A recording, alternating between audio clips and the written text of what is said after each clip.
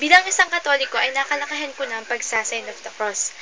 Ako ay nagsa-sign of the cross bago matulog, pagkagising, bago kumain, pagkatapos kumain, kapag nagdarasal, at sa kung ano-ano pa. Pero nakakalungkot na isipin na yung mga kapatid nating hindi Katoliko ay isa sa mga nambabatikos o nambabatol tungkol sa tradisyong ginagawa nating ito. Alam nyo, yung mga taong ganun, wala silang alam sa biblical and historical basis ng tradisyong ito.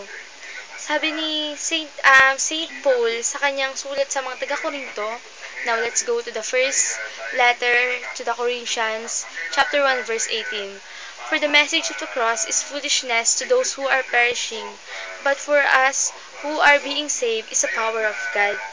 Kasi po, kapag nagsasign of the cross tayo, pinaproclaim natin na nailigtas tayo at natubos sa ating mga kasalanan ng ating Panginoon nang siya ipako sa cross. Tama po ba? Yes. At saka po, tinuruan tayo ng Bible na we should be proud of the cross. Let's go to sa mga sulat ni San Pablo sa mga taga-Galatia, chapter 6, verse 14. Ang krus ng ating Panginoong Hesukristo lamang ang siyang ipagmamalaki ko, sapagkat sa pamamagitan ng kanyang krus, ang sanlibutan ay patay na sa akin at ako'y patay na para sa sanlibutan. Ngayon, let's see kung sino ba talaga ang tunay na Antichrist, kasi sinasabi nila Antichrist daw tayo. Sino ba ang Antichrist? Yung ayaw sa cross o yung may cross? Nung si Peter ay nagtatry na ilayo kay Jesus yung cross, di ba nung papunta na siya kung saan siya ipapako, tinawag niyang Satan si Peter. Maliwanag na si Satan ay takot sa cross at kasi lagi niyang nilalayo yung sarili niya sa cross. Kaya mas malinaw na alam niyo na yung mga walang cross, sila yung mga chika.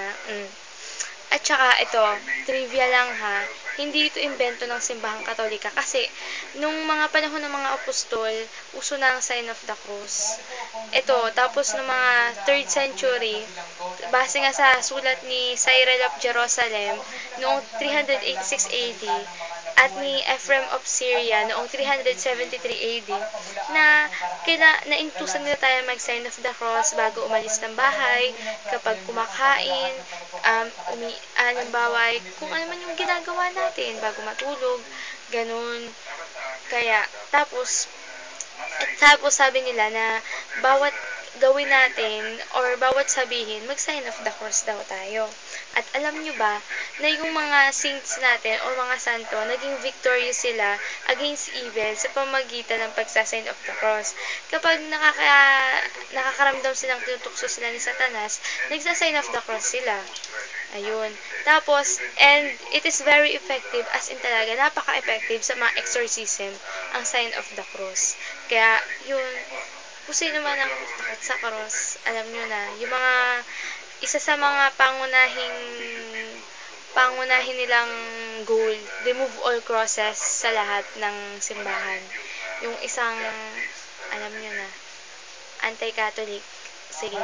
Kaya po, lamang po message ko, we should always make the sign of the cross to proclaim salvation. At saka po kaya, kapag nasa-sign of the cross, parang feeling safe na safe ka talaga.